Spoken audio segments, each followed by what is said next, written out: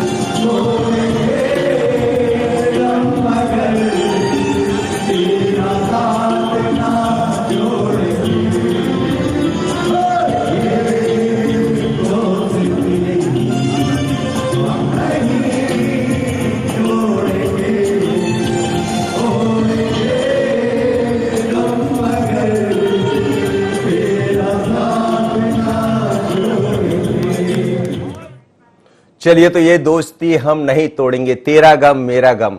और जब राजनीति में ऐसी तस्वीरें सामने आती तो सुखद होती है, और ये बताता है कि यही बीजेपी, यही भारतीय जनता पार्टी है। यहां लोग कुछ भी मन से सोचते रहे, अपने तरीके से गणित बढ़ाते रहे, लेकिन बीजेपी में कब क्या हो जाए किसी को समझ नहीं आता है। मौका था खुशनुमा, और खुशनुमा माहौल में ये सब देखने को भी मिल गया। पर कैलाश विजयवर्गीय जब अलग अलग नेताओं से मुलाकात कर रहे थे तो उन्होंने जमकर तारीफ की शिवराज जी की, और तमाम तरह की अटकलों पर विराम लगा दिया। और वो कहे कि शिवराज जी के नेतृत्व में हम आगे बढ़ते रहेंगे, क्योंकि बाढ़ से लेकर कोविड तक जो संघर्ष उन्होंने किया, जो जनता के हित में काम किए, उसको नहीं भुलाया जा सकता। क्या कहा कैलाश विजयवर्गीय ने, राष्ट्रीय महामंत्री भारतीय जनता पार्टी के, जरा सुन लीजिए। मुख्यमंत्री नहीं बदलेगा। शिवराज जी के नेतृत्व में सरकार बहुत अच्छी चल रही है। इतनी विपरीत परिस्थिति में, जबकि प्रदेश में एक हिस्से में बहुत बाढ़ का प्रकोप था, उसमें बहुत साहसिक तरीके से मुख्यमंत्री जी ने, नरोत्तम जी ने और अरविंद जी ने और उनकी पूरी टीम ने जिस तरीके से काम किया है, लोगों की जान बचाई है, प्रशंसनीय है। और मैं समझता हूँ कि संवेदनशील मुख्यमंत्री हैं। और मैंने देखा कि उस दिन रात भर नहीं सोए थे जिस दिन बाढ़ आई थी उस दिन। तो ये हमारे लिए गौरव की बात है कि ऐसे संवेदनशील मुख्यमंत्री प्रदेश का नेतृत्व करें। मेरे साथ 3 मेहमान जुड़ रहे हैं। अजीत सिंह भदौरिया है, कांग्रेस के प्रवक्ता। अजीत जी, आपका स्वागत है। साथ ही गोविंद मालू जी जोड़ेंगे, भारतीय जनता पार्टी के वरिष्ठ नेता। गोविंद जी, आपका भी बहुत स्वागत है। संदीप पौराणिक जी है, वरिष्ठ पत्रकार। तो चलिए चर्चा को आगे बढ़ाते और समझते हैं। संदीप पौराणिक जी मेरे साथ जुड़े। सबसे पहले उनसे ही समझते, चूंकि लंबा अरसा बीता है राजनीति का कवरेज करते करते। संदीप जी, भारतीय जनता पार्टी यही है, यहां दिखता कुछ है, होता कुछ है, और कभी कभी तो फिर गाने बहुत कुछ बयां कर देते। क्या कहेंगे? मनोज जी, ये एक नए तरह की तस्वीर थी, इसे हम कहें। राजनीति में कोई स्थायी दोस्त और कोई स्थायी दुश्मन नहीं होता, एक बड़ा फ्रेज है, चलता है। लेकिन बीजेपी एक ऐसा राजनीतिक दल है जिसमें दुश्मनी नहीं दिखती, दोस्ती जरूर दिखती है। कैलाश जी का यह आयोजन अपने तरह का आयोजन था। वैसे वो इस तरह के आयोजन हमेशा करते रहते हैं, लोगों से मिलते जुलते रहते हैं, और एक ऐसे राजनेता हैं जिनके लोगों से रिश्ते बहुत मधुर हैं। और ये रिश्ता शिवराज जी का और उनका भी पुराना है राजनीतिक तौर पर। लेकिन जिस दौर में या जिस समय में मध्य प्रदेश की राजनीति में ये गीत गाया गया है और तस्वीर दिख रही है, ये कई मायने रखती है। क्योंकि उसके पीछे कारण है कि कहा जा रहा था कि मध्य प्रदेश में भी बदलाव के आसार हैं, तमाम चीजें हैं। लेकिन इस तस्वीर ने और इस आयोजन ने एक तो संकेत दे ही दिया है कि खुले तौर पर कैलाश विजयवर्गीय शिवराज जी के साथ हैं। उन्होंने बयान भी दिया है कि ये मुख्यमंत्री रहेंगे। तो आप ये मान के चलिए कि गाढ़ी दोस्ती का प्रदर्शन तो हुआ है वाकई में, लेकिन पर्दे के पीछे क्या है, इसे समझना बड़ा कठिन है बीजेपी के अंदर। बहुत बहुत सुंदर आपने बात कही है। और अब पर्दे के पीछे कल रात से लोग समझ भी रहे हैं कि आखिर है क्या। क्योंकि कैलाश जी और शिवराज जी को एक दौर में हमने देखा, जब नई पार्टी बनी, उमा जी के बाद शिवराज जी मुख्यमंत्री बने, तो उस दौर में बड़े नजदीकी कहे जाते थे संदीप जी। और कई ऐसी तस्वीरें सियासत की तैयारियों से लेकर और अलग अलग स्थानों पर दोनों को देखा है। ऐसा ही कह रहे हैं आप, बिल्कुल मनोज जी। मैं वही बात कह रहा हूं कि कैलाश जी और शिवराज जी बहुत लंबे अरसे से साथ साथ राजनीति कर रहे हैं, साथ साथ चल रहे हैं, और वो राष्ट्रीय राजनीति में चले गए, ये प्रदेश की राजनीति में है। लेकिन हालात सामान्य एक जैसे कभी नहीं रहते। तो ये तो स्वाभाविक सी बात है कि कहीं ना कहीं राजनीति में इन तस्वीरों के, इस तरह के गीत साथ में गाने के, उत्सव मनाने के मायने तो होते हैं। जो चीज दिखती नहीं है वो राजनीति में कई बार हो भी जाती है, इसलिए हमें आगे आने वाले समय का इंतजार भी करना चाहिए। चलिए संदीप जी, बिल्कुल। अजीत जी, क्या बड़ा अच्छा गाना गा रहे हैं शिवराज जी, कैलाश जी? अजीत भदौरिया जी। जी हेलो जी, कहिए। अच्छा बोध हो रहा है जो राजनीतिक से चश्मे के बाहर से जो लोग देख रहे हैं, जो दिखाने के लिए अच्छा आयोजन था और अच्छा बोध था। बाकी हकीकत ये है मनोज जी की राजनीतिक जमीन टटोलने फिर से आए थे कैलाश विजयवर्गीय जी इस विधानसभा में, भुट्टा पार्टी। और अब हकीकत में अब चीज समझ में आ रही है, क्योंकि भारतीय जनता पार्टी ने शाम तक सदन क्यों नहीं चलने दिया, क्यों ही उसको दोपहर में ही स्थगित कर दिया। और कैलाश जी के निश्चित रूप से मैं संदीप जी की बात से सहमत हूं कि भारतीय जनता पार्टी और अन्य राजनीतिक दलों में अच्छे लोगों, सभी राजनेताओं से अच्छे संबंध हैं। दिल्ली में वो दिग्विजय सिंह जी से मिलके आए, भोपाल आए तो कमल पटेल जी के यहाँ गए, गौरी शंकर सेजवार जी के यहाँ गए। जो मतलब ये सब पूरा परिदृश्य जिनको शिवराज सिंह जी ने भारतीय जनता पार्टी के अंदर दूध में से मक्खी की तरह निकाल के बाहर फेंक दिया, उन सबको जगाने का काम लगातार कैलाश। आप एक नाम लेना भूल गए। वो रात को जब हम देख रहे थे कि कमल पटेल, सॉरी, आपके नेता कमलनाथ जी के साथ भी बहुत मुस्कुरा रहे थे। बड़ी अच्छी तस्वीर है वो, हालांकि मैं दिखा नहीं पाया, लेकिन उसमें भी कमलनाथ जी के साथ भी दिख रहे थे। हाँ, तो नेता प्रतिपक्ष है, मैंने कहा ना, वो तो जमीन अपना आधार टटोलने आए हैं कि अगर अमित शाह जी और नरेंद्र मोदी जी की कृपा कहीं उनकी तरफ हो जाए, क्योंकि कुर्सी तो सरकने वाली है शिवराज सिंह जी की मनोज जी, ये बात तय है। क्योंकि जिस तरीके से कोविड में और बाढ़ के आपदा में शिवराज सिंह की सरकार और शासन प्रशासन फेल हो गया है, वो दिल्ली की सरकार समझ चुकी है कि अगर उनको भारतीय जनता पार्टी का थोड़ा बहुत अस्तित्व बचाना है प्रदेश में, तो उनको शिवराज सिंह को परिवर्तित करना पड़ेगा उत्तराखंड और कर्नाटक। चलिए मैं आपको सुना देता हूं आखिर कैलाश जी क्या कह रहे थे शिवराज जी को लेकर। आपको लग रहा है कि बाढ़ की स्थिति, लेकिन वो तो बाढ़ में तारीफ कर रहे हैं शिवराज जी की। जरा सुनिएगा क्या कहा है कैलाश विजयवर्गीय जी ने शिवराज सिंह चौहान को लेकर, सुन लीजिए जरा एक बार। मुख्यमंत्री नहीं बदलेगा, शिवराज जी के नेतृत्व में सरकार बहुत अच्छी चल रही है। इतनी विपरीत परिस्थिति में, जबकि प्रदेश में एक हिस्से में बहुत बाढ़ का प्रकोप था उसमें बहुत साहसिक तरीके से मुख्यमंत्री जी ने, नरोत्तम जी ने और अरविंद जी ने और उनकी पूरी टीम ने जिस तरीके से काम किया है, लोगों की जान बचाई है, प्रशंसनीय है। और मैं समझता हूँ कि संवेदनशील मुख्यमंत्री हैं और मैंने देखा कि उस दिन रात भर नहीं सोए थे जिस दिन बाढ़ आई थी उस दिन। तो ये हमारे लिए गौरव की बात है कि ऐसे संवेदनशील मुख्यमंत्री प्रदेश का नेतृत्व करें। जी अजीत जी, मेरा आग्रह है आपसे कि इनके पिछले जब मध्य प्रदेश भोपाल का इन्होंने दौरा किया था कैलाश विजयवर्गीय जी ने, उस समय का भी बयान अपनी इनपुट टीम से बोलिए कि वो सर्च करके उस समय का बयान भी सुनवा दें। चलिए मैं बोल दे रहा हूँ, जिसमें मिल जाएगा कैलाश तो जरूर। विजयवर्गीय जी ने ये कहा था कि आज तक तो मुख्यमंत्री शिवराज सिंह जी हैं, भविष्य का पता नहीं। चलिए हम तो पता कर लें। मैं ये बोल रहा हूँ, कैलाश विजयवर्गीय जी का बयान था। टीम सुन रही है, यदि होगा तो जरूर मैं सुनवाऊंगा। अब गोविंद मालू जी मेरे साथ जुड़े हैं। गोविंद जी, ये तस्वीरें अच्छी है, सुखद तस्वीरें हैं। भारतीय जनता पार्टी में अटकलें चलती रहती है और फिर बीजेपी खुद ही अटकलों पर विराम भी लगा देती है। मनोज जी, अटकलें लगाना तो राजनीतिक विश्लेषक और जो मीडिया के हमारे बंधु हैं उनका काम है, क्योंकि भारतीय जनता पार्टी में एक तो ये बता दें कि कांग्रेस के चरित्र में और भारतीय जनता पार्टी के चरित्र और संगठनात्मक ताने बाने में बहुत अंतर है।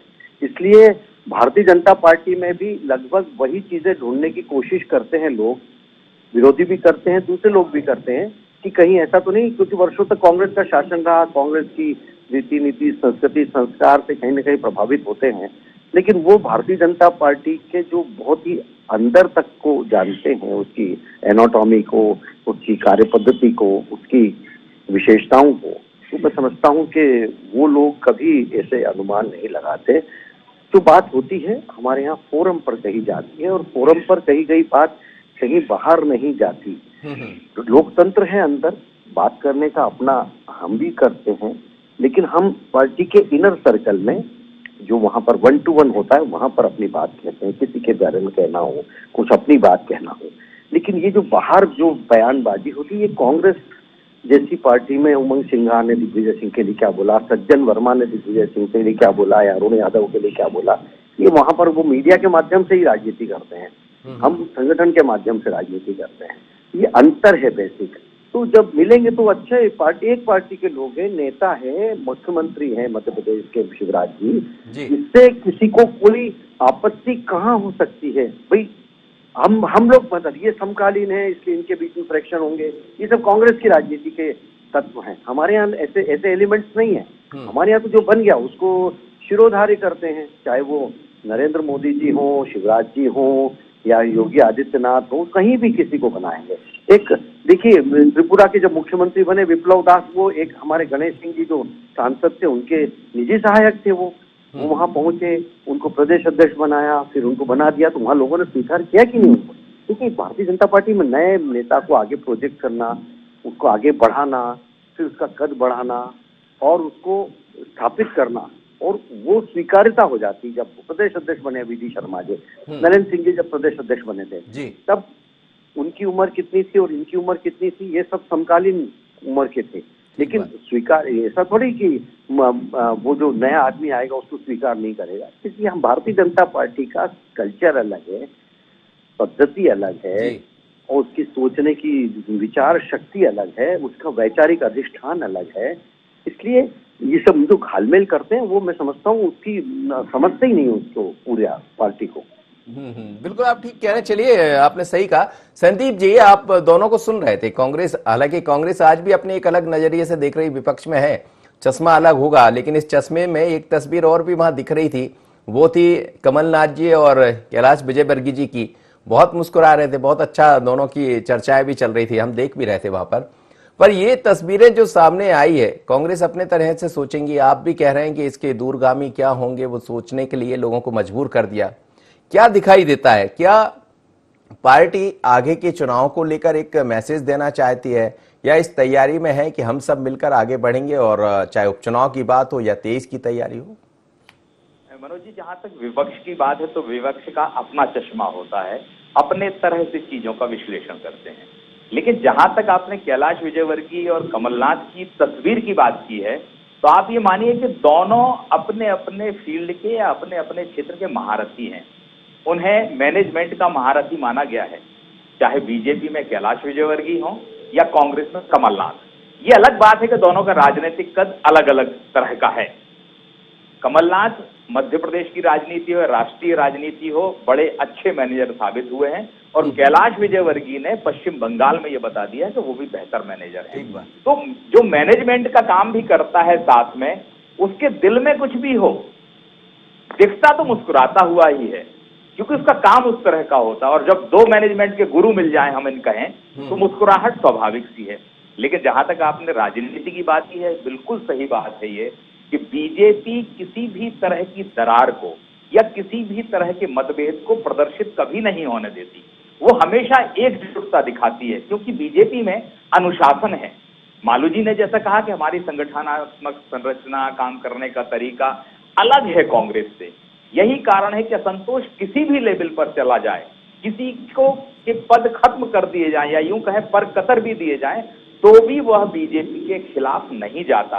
ये खूबी है, अनुशासन है ये, और यही प्रदर्शित करने की कोशिश हुई है कि हम सब एक हैं, आगे मिलकर हम लड़ाई लड़ेंगे, चाहे उपचुनाव हो, चाहे नगरीय निकाय चुनाव हो, चाहे आने वाले समय के चुनाव हैं। ये एकजुटता के प्रदर्शन का संदेश तो दे ही गई है कम से कम ये पार्टी। बिल्कुल आप सही कह रहे हैं। चलिए मैं अजीत जी से इस पर टिप्पणी लूंगा, गोविंद मालू जी पर भी, लेकिन एक बार सुन लेते हैं ये दोस्ती हम नहीं तोड़ेंगे। देख लीजिए, ये तस्वीर बहुत वायरल हो रही है, खूब चर्चा में बना हुआ है गाना, दोनों की जो मित्रता दिख रही, कैलाश जी और शिवराज जी। सुनिएगा। चलिए हम लगातार इस मुद्दे पर बात कर रहे हैं जी।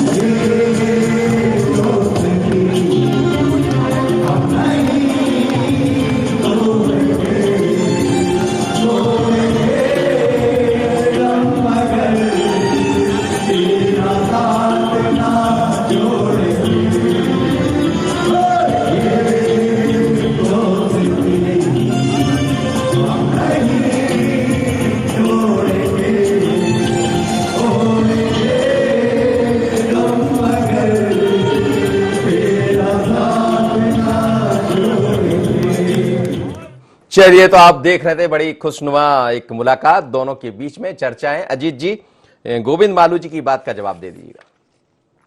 देखिए, गोविंद मालू जी ने बहुत अच्छा प्रस्तुतिकरण किया है।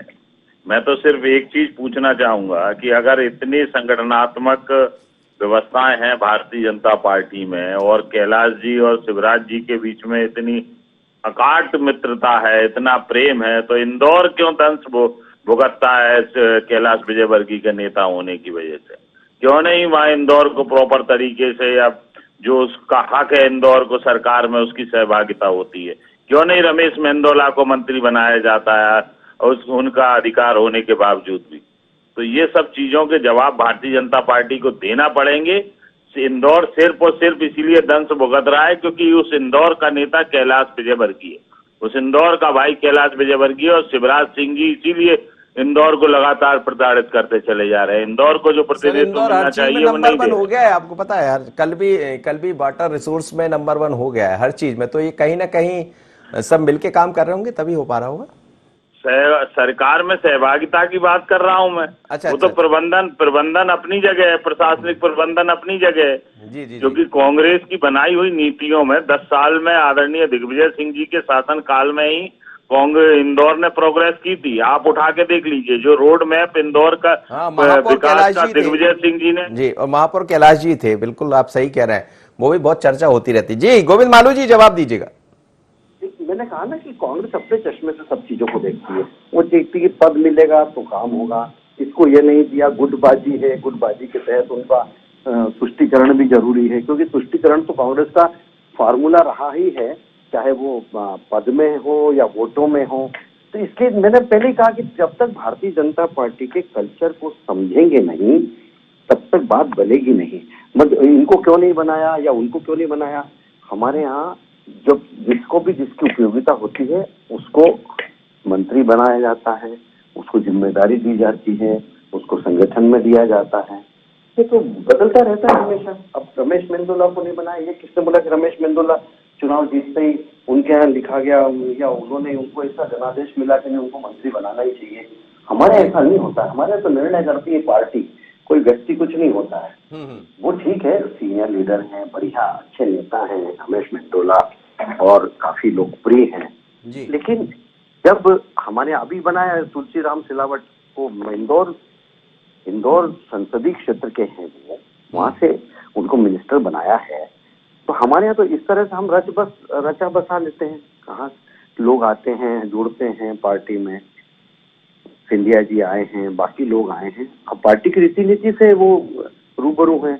उनसे पूछिए, तुलसीराम सिलावट जी पुराने मित्र हैं इनके, कि उनको कैसा लग रहा है भारतीय जनता। उन्होंने कहा कि चुनाव में मुझे कभी एहसास ही नहीं हुआ कि मैं कोई चुनाव लड़ रहा हूँ, क्योंकि ये तो परवार ही अपनी पूरी मशीनरी काम कर रही है। हमको तो खुद को सब करना पड़ता था कांग्रेस में, सारी टीम इकट्ठी करना, पैसा लगाना, लोगों से हमारी टीम ले जाना यहाँ वहाँ की इकट्ठी करके। यहाँ तो सब ऑटोमेटिक और ऑटोनोमस बॉडी की तरह चल रहा है। हमको कभी 10 कार्यकर्ता को उन्होंने नहीं बोला कि आप लेके आओ या पैसा दो या कुछ करो। हम ये सिस्टम है, वो तो अभिभूत हैं ऐसे सिस्टम से। और इनके यहाँ जो वाले चंबल में भी जो लोग लड़े उनको ही मालूम है कि यार ये पार्टी गजब है यार, हमको कुछ करना ही नहीं पड़ता। तो ये सिस्टम है। चलिए, बिल्कुल। और जो दिखाई दे रहा है वो भी एक सिस्टम का अंग होगा, भारतीय जनता पार्टी का संगठन। संदीप जी से एक अंतिम प्रतिक्रिया लूंगा। संदीप जी, ये जो तस्वीरें हैं जिसकी हम चर्चा कर रहे हैं, यही भारतीय जनता पार्टी संगठन की शायद खूबसूरती भी है और यही कांग्रेस में कमी है।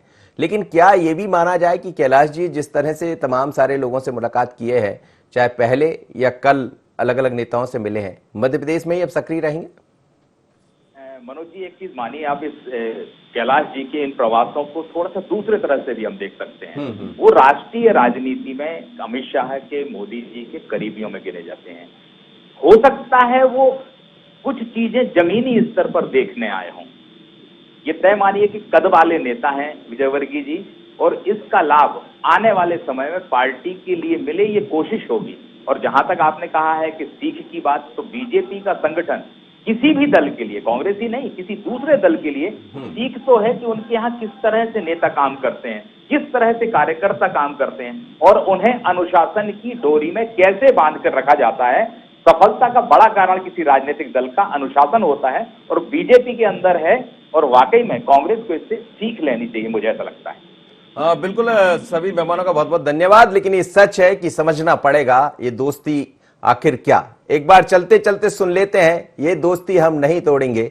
सुन लीजिए जरा क्या था पूरा मसला और क्या कहते हैं। ये सुरों का जो संगीत दिखाई दिया, सुरों में बंधे हुए दो नेता दिखाई दिए, क्या कह रहे हैं सुन लीजिए चलते चलते।